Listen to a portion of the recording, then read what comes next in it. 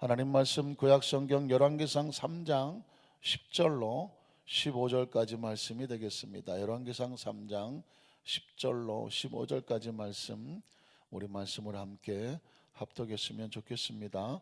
솔로몬이 이것을 구하매 그 말씀이 주의 마음에 든지라. 이 하나님이 그에게 이르시되 네가 이것을 구하도다. 자기를 위하여 장수하기를 구하지 아니하며 부도 구하지 아니하며 자기 원수의 생명을 멸하기도 구하지 아니하고 오직 송사를 듣고 분별하는 지혜를 구하였으니 내가 네 말대로 하여 내게 지혜롭고 총명한 마음을 주노니 네 앞에도 너와 같은 자가 없었거니와 네 뒤에도 너와 같은 자가 일어남이 없으리라. 내가 또 네가 구하지 아니한 부귀와 영광도 내게 주노니 내 평생의 왕들 중에 너와 같은 자가 없을 것이라. 내가 만일 네 아버지 다윗 행함과 같이 내 길로 행하며 내 법도와 명령을 지키면 내가 또 네 날을 길게 하리라. 솔로몬이 깨어보니 꿈이더라. 이 예루살렘에 이르러 야훼의 언약궤 앞에 서서 번제와 감사의 제물을 드리고 모든 신하들을 위하여 잔치하였더라. 아멘. 할렐루야. 오늘 하루도 할렐루야입니다. 매 순간마다 할렐루야입니다. 오늘 잠자기 전에, 오늘 저녁에 주무시기 전에도 할렐루야 하고 하나님 감사합니다. 또 우리 감사의 고백으로 편안하게 승리하는 축복의 날이 될 것을 믿습니다. 한번 따라 하실까요? 감사의 신앙을 찾아오시는 하나님. 어느 시골에 돈이 많은 부자 영감이 있었습니다. 이분이 돈도 많고 뭐 하인들도 많은데 그렇게 뭐 이렇게 썩 좋은 평판은 있지가 않았던 것 같아요. 어느 날 아침에 일찍 일어났는데 갑자기 목이 굽어진 것입니다. 간혹가다 잠을 잘못 자면 뭐 목이 좀 뻣뻣하기도 한데 이 영감님은 목이 거의 뭐 90도로 꺾여 버렸습니다. 얼마나 고통스러웠을까요? 그리고 뭐 생활하기가 불편하죠. 큰일 났습니다. 그래서 뭐 동네 사방팔방에 좀 이걸 고칠 수 있는 사람을 다 찾아봤지만 누구도 와서 고쳐내지를 못합니다. 그래서 그냥 소문을 냅니다. 정말 이 목을 고쳐주는 사람에게는 내가 황금 1만 양이라도 그냥 아깝지 않게 드리겠다. 그러니까 뭐 소문에 꼬리를 물고 여기저기서 내가 한번 고쳐보겠다고 별의별 사람들이 오지만 뭐 백약이 모여 있었습니다. 그런데 정말 그 마을을 지나가던 명의 한 사람이 있었습니다. 그 명의를 이쪽에서 소문을 듣고 그 사람을 모셔옵니다. 제발 내 목을 좀 고쳐주십시오. 그럼 내가 1만 양을 드리겠소. 그러니까 그 명의가 이렇게 말합니다. 앞으로 내가 열흘 동안 침을 놔드릴 것인데 무조건 제가 시키는 대로 해야 되고 열흘까지는 꼭 침을 맞아야 우리 영감님의 목이 돌아올 것 같습니다. 알았다고. 내가 뭐 목만 고칠 수 있으면 무슨 짓이든 못하겠냐. 열흘이 아니라 내가 100일이도 참겠다고. 제발 고쳐만 달라고. 그렇게 해서 이제 처음 침을 놓기 시작했습니다. 신기한 것은 침을 하나 놓을 때마다 목이 조금씩 돌아오는 거예요. 조금씩. 뭐 이틀, 일주일, 아마 70%가 돌아오죠. 9일째 되는 날 9방에 침을 놨더니 거의 90%가 돌아왔습니다. 이제 내일만 침 한 방을 놓으면 이제 목이 정상으로 돌아온 약속의 날이고 황금 만냥을 지불해야 되는 날입니다. 열흘째 된 날 아침에 이제 부자 영감이 그 명의를 만났는데 밤새 부자 영감이 고민했거든요. 목이 한 90% 돌아오니까 생각이 달라지는 거예요. 거의 다 난 것 같아요. 또 생각합니다. 이게 저 침 맞아서 난 거 아닌 것 같은데 한 열흘 지나면 이게 뻣뻣한 게 자동으로 돌아온 거 아니야? 내가 저 명의한테 속은 거 아니야? 그리고 뭐 굳이 뭐 한 방 더 맞는다고 이제 뭐 거의 다 났는데 내가 침 한 방 더 맞고 만냥을 내가 꼭 줘야 되나? 이런 생각이 드니까 아깝기 시작합니다. 열흘째 되는 날 명의가 왔을 때 이보시게 가만히 생각해 보니까 내가 뭐 잠을 잘못 잤을 뿐이지 뭐 이렇게 뭐 큰 병은 아닌 것 같은데 뭐 자네 침 효과도 있었겠지만 아마 열흘째 지나면 다 낫는 병이 아니겠는가? 굳이 내가 마지막 한 방을 맞아야 된다는 어떤 것을 못 느끼네. 그러니까 오늘은 침을 안 맞겠네. 그러면 침을 안 맞으면 어떻게 될까요? 계약하기를 열흘 동안 10번의 침을 맞으면 내가 만냥을 주기로 했으니까 10번을 안 맞고 9번만 맞았으니까 내가 만냥을 주기는 좀 그렇고 100냥을 줄 테니까 가는 길에 노자로 쓰게. 가만히 생각해 보니까 얼마나 황당한 일입니까? 그러자 명인은 말합니다. 알았습니다. 그러면 어차피 가져온 침이니까 만냥을 안 받고 10번째 침을 제가 영감위에서 놔드리겠습니다. 영감이 생각하기를 이게 웬 행제냐, 돈 만냥도 안 주고 10번의 침도 받고, 야, 내 머리가 비상하다. 그러니까 마지막 침 하나 놔주게. 마지막 10번째 침을 딱 놨더니 어떻게 됐을까요? 모가지가 다시 90도로 꺾였다는 것이. 90도로 딱 꺾였어. 갑자기 목이 확 돌아가니까 세상이 옆으로 보이기 시작한 영감이, 이게 뭔가요? 왜 내 목이 이렇게 됐나? 그러니까 영감님, 원래 의원이란 환자와 함께 신뢰와 감사로 이루어지는 관계인데 영감님이 그동안 저를 믿어주셔서 그 침을 놓을 때마다 계속 회복되지 않았습니까? 이제 마지막 10번째 최종의 침을 놓고 완전히 나야 되는데 아마도 황금만냥이 아까우셔서 그렇게 생각되는 것 같은데, 치료란 감사와 은혜와 서로 신뢰가 없으면 절대로 목이 낫지 않습니다. 아마 그래서 10번째 침을 놨는데 도로 돌아간 것 같습니다. 그러면서 제가 갈 길이 바빠서 가겠습니다. 이복에 내가 2만냥 3만냥 줄 테니까 나 좀 고쳐주게. 그렇지만 그 명의는 떠나가고 말았다는 것입니다. 사실은 그냥 들을 수 있는 이야기인데 굉장히 중요한 게 뭐냐면 내가 받은 것을, 그것을 지켜내는, 은혜와 감사로 지켜낸다는 것이 얼마나 무서운가는, 얼마나 무서워. 왜냐하면 성경에 보면 예수님께서 많은 사람을 치료하셨지만 진짜 찾고 싶었던 사람은 치료받은 사람이 아니라 그 치료받은 은혜에 감사하는 사람을 찾고 싶어 하더라고요. 그러니까 감사하는 사람을 찾고 싶어 해요. 성경에 들어가면 첫 번째로 받은 바 은혜에 감사할 줄 아는 사람을 찾고 또 찾으시는 주님의 모습을 발견하게 됩니다. 누가복음 17장 11절 13절을 보면 무려 10명이나 되는 문둥병자가 예수님을 찾아온 것을 발견하죠. 예수께서 예루살렘으로 가실 때에 사마리아와 갈릴리 사이, 사마리아와 유대 갈릴리 사이의 경계선으로 지나가십니다. 그랬더니 한 마을에 들어가니까 나병 환자, 문둥병 환자 10명이 무더기로 떼거리로 예수를 만나 멀리 서서, 왜 멀리 설까요? 가까이 올 수가 없습니다. 율법에 따라 사람들이 있는 곳에 오면 돌에 맞아 죽을 수 있는 격리되고 버려진 인생이거든요. 멀리 서서 우리를 불쌍히 여기소서라고 소리를 지르며 치료를 청합니다. 자, 그랬더니 14절에 예수님께서 이렇게 말씀합니다. 보시고 이르시되, 그냥 말씀으로 선포하죠. 가서 제사장들에게, 왜냐하면 문둥병은 율법복으로 부정한 자요 하늘의 저주를 받은 천형이요, 그러니까 몸이 나았다는 것을 제사장들이 확인을 받아야 공동체에 들어갈 수가 있습니다. 그래서 제사장들에게 너희 몸을 보이라 하셨더니 그들이 가다가 깨끗함을 받았습니다. 그러니까 치료란 뭐냐면 말씀이 선포되면 그것을 내 마음속에 믿어져야 되는 거죠. 그 말씀이 내 안에 들어와서 나를 치료하도록 내가 그 말씀을, 이제 나는 나았다. 왜냐하면 예수님이 나았다고 말했으니까. 나았으니까 세상에 보이라고 말했거든요. 하나님은 말씀으로 천지를 창조하시고요, 예수님은 말씀으로 치료를 하십니다. 오늘도 그 말씀은 그래서 선포되는 말씀을 하나님의 말씀이라고 말하고 생명의 말씀이라고 말하고 치료의 말씀이라고 말하는 거죠. 누구를 막론하고 말씀이 선포될 때 그 말씀이 내 삶을 바꾸고 내 인생을 바꾸고 내 묵신의 치료 역사할 것을 믿습니다. 말씀을 붙잡고 가면 여기서 낫고 가다가 맞고 집에서 낫고 그 말씀이 함께하니까 말씀이 하는 동안은 하나님의 역사가 나타나는 것이죠. 이 10명의 문둥병자는 그 자리에서 난 것은 아니었어요.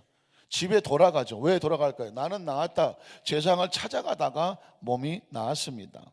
자, 그랬더니 15절 16절에 이런 상황이 벌어지죠. 그 중에 한 사람, 10명이죠 10명 가운데 딱 한 사람만이 자기가 나은 것을 보고 큰 소리로 하나님께 영광을 돌리며 돌아와죠.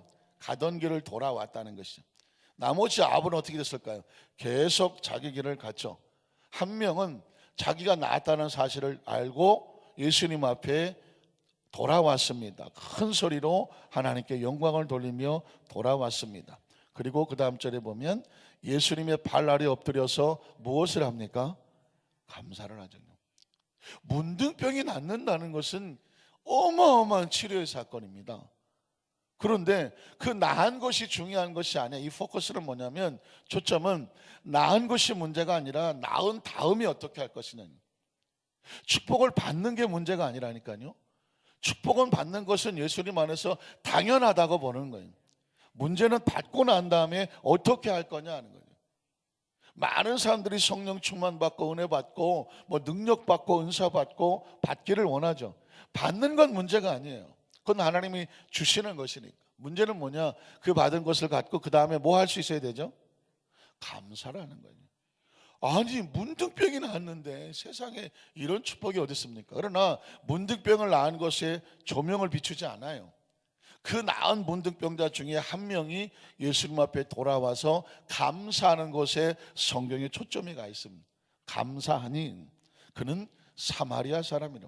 제가 그러죠. 성경은 참 디테일하다. 아주 세밀하게, 그리고 때로는 아주 치밀하게 하고 싶은 의도가 성경의 단어 선택에 들어져 있습니다. 유대인이 아니라 사마리아인이다 라고 말하고 있습니다. 이 이야기는 뭐냐면, 그 당시 이 마태복음 또는 또 이 복음서의 많은 대상은 뭐냐면 유대인들이었습니다. 유대인들은 아브라함의 자손이에요. 혈통적으로 유대인이에요. 그들은 설통적으로 선민이라고 생각하고 자기들은 이미 구원받았다는 백성이에요. 그리고 유대인 외에는 다 이방인들이라 저 이방인들은 구원받지 못했다고 생각하는 사람. 그러니까 오로지 자기들만 구원받았고 자기들만 선민이고 자기들만 아브라함의 자손이야. 그러니까 자기들만 똘똘 뭉치고 뭐 이방인, 특별히 뭐 사마리아인조차도 핏줄이 같은데도 저 이방의 개들이라고 차별하고 오로지 자기들만 구원받은 선택, 같이 하나님 말씀이 교리되지를 않아요. 예수님이 오셔서 그걸 부수고 있는 것이죠. 혈통적으로 아브라함의 자손이라고 해서 구원받은 하나님의 자녀가 절대로 아니라는 것입니다.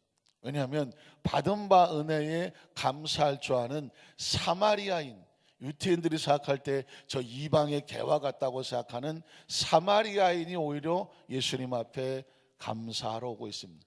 누가 구원받은 백성이고 누가 하나님의 자녀냐, 누가 택한 백성이냐, 누가 천국 백성이냐, 성경은 이 이야기를 하고 있습니다. 그러니까 문득병이 치료받는 것, 그것보다 더 중요한 것은 감사하는 것이고, 그 감사하는 가운데 진짜 중요한 것은 뭐냐면 혈통이 아니에요. 남녀노소 빈부구천 뭐 동서고금, 인류 역사 속에서 하나님께서 원하시는 것은 그 어떤 것으로도 겉모습으로는 차별당하지 않아요. 어떤 혈통으로, 인종으로, 학력으로, 무슨 뭐 어디 사는 것으로 전혀 차별당하지 않아요. 하나님께서는 딱 하나 보셔요. 그 중심에 예수 그를 통해서 하나님의 나라에 대한 믿음이 있느냐. 사마리아이든 유태인이든 흑인이든 백인이든 뭐 동남아시아이든 뭐 유럽이든 남미든 전혀 이것은 하나님과 관계 속에서 의미 없어요. 다 하나님의 사람들이에요. 하나님이 지으신 사람들이에요. 그러니까 성경은 그 감사한 사람은 안타깝게도 유태인이 아니라 사마리아인이다 라고 말씀하고 있습니다. 17절로 18절에 보니까 그래서 예수께서 대답하여 이르시되, 예수님의 속마음이 나오죠. 10사람이 다 깨끗함을 받지 아니하였느냐, 그런데 나머지 9은 어디 있느냐. 우린 여기서 아하, 예수님께서 치료가 중요하지만 치료보다 더 중요한 것은 받은 바 은혜에 뭐 할 줄 아는 사람, 감사하고 돌아와서 하나님께 영광을 돌릴 줄 아는 사람을 뭐 하고 계신다? 찾고 계셔요. 찾고 계셔요. 그래서 그 다음 절 18절에 보니까는 이 이방인은, 자, 유태인들에게 외치는 거예요. 너희가 지금 사마리아 사람은 개와 같다고 해서 상종도 안 하지, 사마리아는 돌아가지, 그래 너희가 이방이라고 말하지, 이 이방인 외에는 하나님께 영광을 돌리러 돌아온 자가 없느냐라고 묻습니다. 그러니까 역으로 치면 엄청난 조크를 하고 있는 거죠. 유태인들에게 너희는 스스로 구원받았다고 생각하지 어림도 없는 소리 하지 마라 하죠.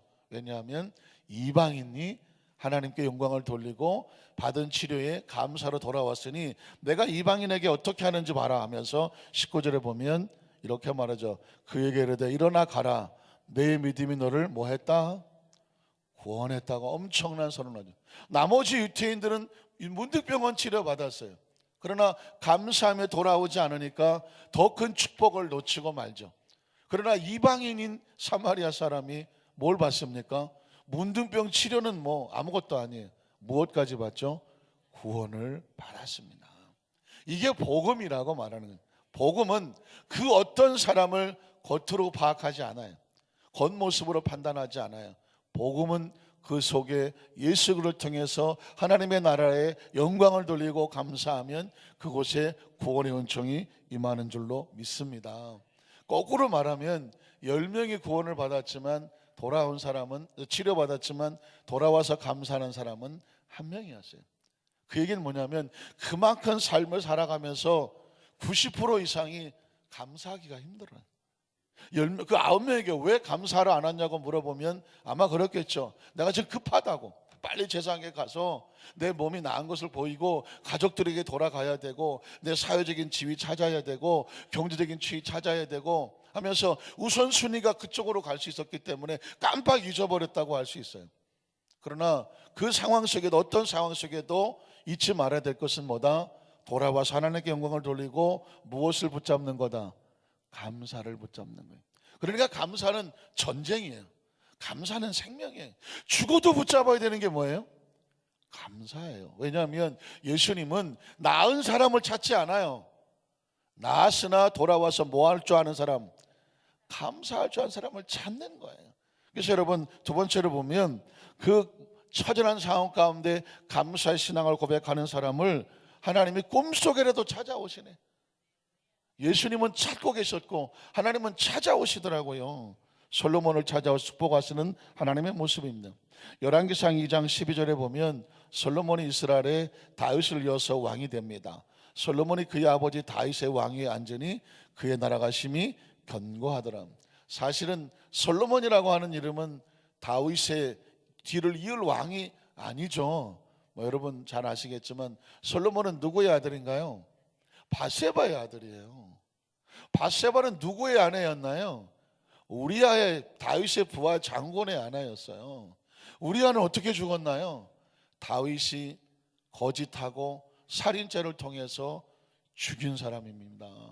억울하게 죽은 사람입니다. 다윗이 범죄로 인해서 죽은 사람이에요. 그러니까 이 밧세바라고 하는 사람은 다윗에게 다윗이 그를 데려다가 왕궁에 그를 후궁으로 삼았겠죠. 그렇다고 치면 사실상 그 당시에 무슨 왕비가 있고 왕이니까 그 다음에 후궁들이 있다고 치면 밧세바는 아마 저 구덩이에 숨어서 얼굴도 못 내밀고 밧세바를 보는 사람들마다 무슨 일을 할게 손가락질하지 않겠습니까? 아이고, 밧세바를 보면 누구를 손가락질하겠어요? 다윗을 손가락질하겠죠. 야, 저런 왕도 있나? 아유, 저 밧세바. 그런데 그 밧세바를 통해서 낳은 아들이 누구예요? 솔로몬이에요. 그러니까 요즘식으로 말하면 가정 사역, 내적 치유, 상담학적으로 보면 이 솔로몬은 사실상 온통 상처투성이죠. 자라면서 얼마나 많은 구박과 손가락질과 따돌림과 그런 속에 살았겠습니까? 그런데 하나님의 관심은 지금 누구에게 가 있냐면 솔로몬에게 가 있어요. 솔로몬에게. 이유는 뭐냐? 환경과 여건과 상태는 도저히 솔로몬이 왕이 될 수 있는 상황이 아니에요. 이 다윗에게는 왕세자도 있었겠고 그 왕비 아들도 있었겠고 많은 처첩도의 아들이 있었어요. 그러나 그들 모두는 안타깝게도 하나님을 섬기지 못했어요. 그들 스스로 왕이 되기 위해서 치고받고 싸우느라고, 심지어 압살롬은 다윗을 죽이려 자기 아버지를 죽이고 자기 아버지 백성들의 마음을 훔쳐서 스스로 왕이 되려고 했었던 사람이었습니다. 그러나 하나님의 나라는 누가 다스리는 나라다? 하나님이 다스리는. 이스라엘 나라는 하나님 나라의 백성이기 때문에 이스라엘 나라는 누가 다스릴까요? 하나님이 다스리는 거예요. 이스라엘 나라의 왕은 누가 세우나요? 하나님이 세웠어요. 사울도 사무엘이 기름 부어 세웠고, 다윗도 스스로 왕된 게 아니에요. 하나님께서 그의 머리 위에 기름 부어 세웠습니다. 그러니까 다윗을 이어서 왕이 되려고 하면 그 왕도 하나님이 세우는 거죠. 자기 자식들이 뭐 치고받고 싸워서 아버지까지 죽이고 왕 될 수가 없는 거예요. 왕이 될 수 전혀 없는 뭐 혈통이나 계통이나 세력이나 뭐 계파로 봐서 전혀 되지 않는 솔로몬에게 하나님이 마음을 두십니다. 그리고 왜냐하면 솔로몬의 원래 어렸을 때 이름이 여디디야, 하나님이 사랑하시는 자, 하나님을 사랑하는 자. 그러니까 그는 아마 어렸을 때부터 누구도 의지할 상황이 안 됐어요. 솔로몬은 어려서부터 하나님 앞에 천실했던 사람 같아요. 하나님께서는 솔로몬에게 다윗에 이어서 왕을 주십니다. 이걸 뭐라고 말하냐면 은혜라고 말하죠.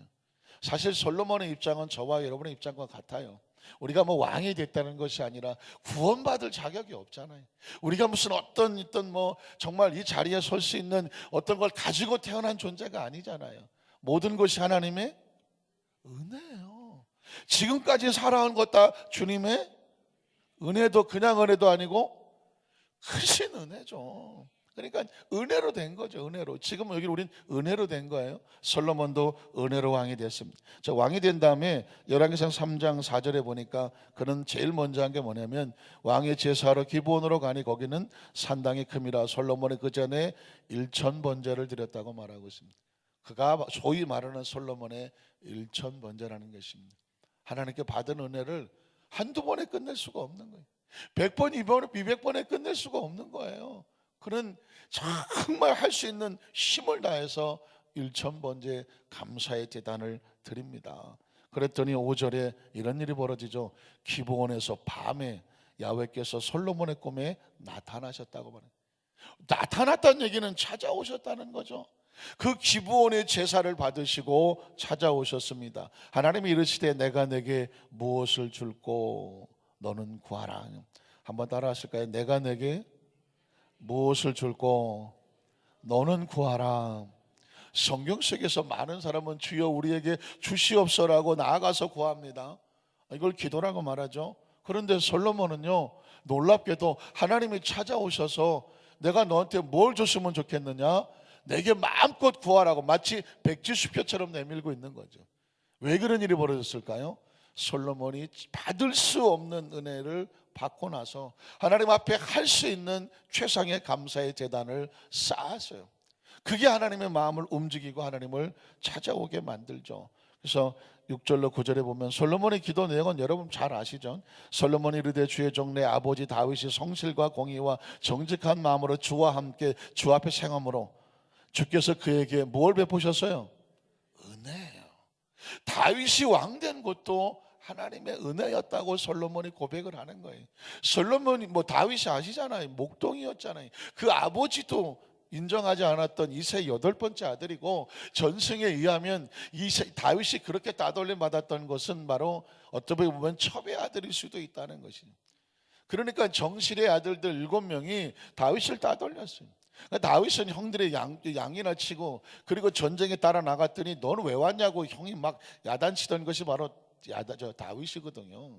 그 어린 다윗에게 하나님께서 네가 내 마음에 합하다고 왕으로 세운 것은 은혜 중에 큰 은혜. 저는 우리 안산교회 성도들, 우리 교회 또 저에게, 우리 모두에게 하나님의 큰 은혜가 있기를 주님의 이름으로 축복합니다. 믿으십니까? 받은 은혜도 크고요, 앞으로 받을 은혜도 큰 은혜. 한번 따라 하실까요? 큰 은혜. 은혜를 내가 어떻게 받았는지를 마음에 크게 생각하면 큰 은혜가 되고, 아야 하면 은혜가 아니거나 아주 작은 은혜가 되죠. 그래서 할 수만 있으면 우리는 큰 은혜. 왜? 큰 은혜를 베푸니까 어린 소년 다윗이 이스라엘의 왕이 되고, 또 말하기를 주께서 또 그를 위해서 이 큰 은혜를 항상 주셨대. 한번 따라 하실까요? 하나님 큰 은혜를 베풀어 주시고 큰 은혜를 어떻게 주시옵소서? 항상 주시옵소서. 그러니까 큰 은혜를 베풀어서 여기까지 왔다면 앞으로도 우리가 필요한 것은 뭘까요? 큰 은혜를 항상 주시옵소서. 솔로몬은 지금 아버지 다윗에게 주셨던 큰 은혜를 나에게도 주십시오라고 말합니다. 항상 주십시오. 그리고 다음 절에 보면 이렇게 말하죠. 오늘과 같이 그의 자리에 앉을 아들을 그에게 주셨습니다. 계속 갑니다.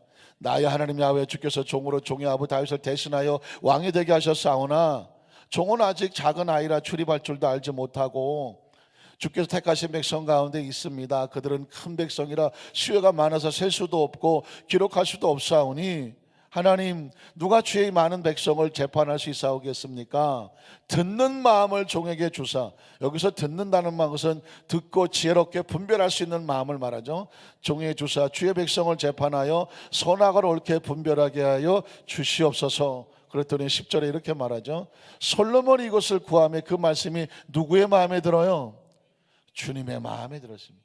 주님은 찾고 계셔요. 누구를 찾고 계시냐면 주님의 마음에 합한 자, 마음에 드는 자를 찾고 계셔요. 그 마음에 드는 자가 누구예요? 아까 예수님이 찾으셨던 그 받은 은혜에 감사할 줄 알고 은혜로 왔음을 고백하고 하나님의 또 큰 은혜를 구하는 자가 주님의 마음에 든 자죠. 솔로몬은 그래서 자기 자신을 위해서는 아무것도 안 구해내요. 왜? 자기 자신 받은 것만 해도 감사해. 그러니까 뭐 자기 자신을 위해서 구한 건 하나도 없고 사명을 위해서만 구해요. 하나님의 나라만 위해서 구해요. 11절로 14절에 보니까 이 하나님의 그에게 이르시되 내가 이것을 구하도다 자기를 위해서 장수하기를 구하지 아니하며 부하기도 구하지 아니하며 자기 원수의 생명을 멸하기도.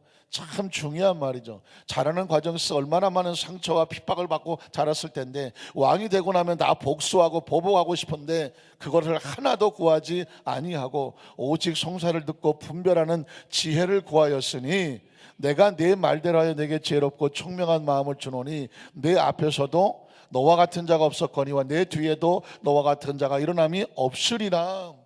오늘 기도 제목은 뭐냐면 오늘 나에게도 총명한 마음을 주시옵소서. 마음은 내가 먹는 게 아니라 하나님이 주셔야 돼요. 왜냐하면 내 마음은 여러분 만물보다 부패한 게 사람의 마음이라고 그랬어요.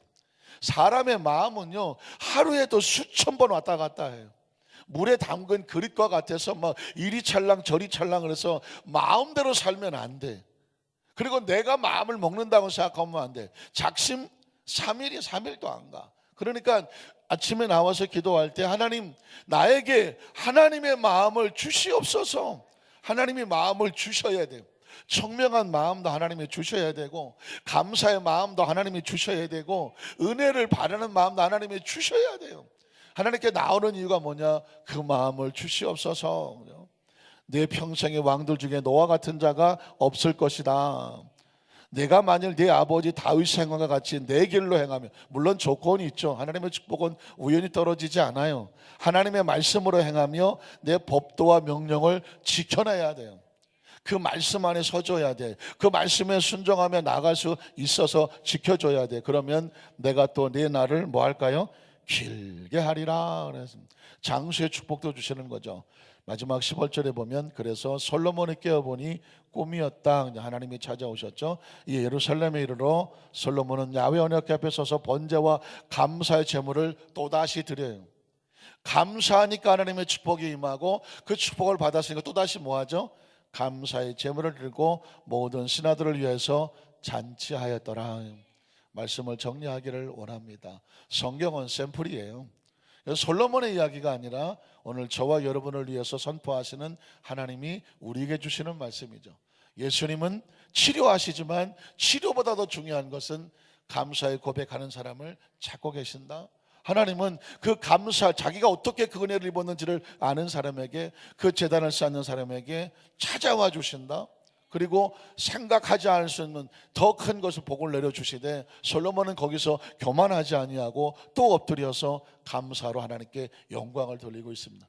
오늘 하루도 감사로 시작하고 매 순간 감사의 예배가 되고 오늘 저녁도 감사로 편히 주무시고 일평생 삶을 살아보니 아, 나는 큰 은혜 받았구나, 큰 은혜 속에 살았구나, 감사의 주인공이 되시기를 주님의 이름으로 축원합니다. 기도하겠습니다. 하나님 아버지, 또 감사합니다.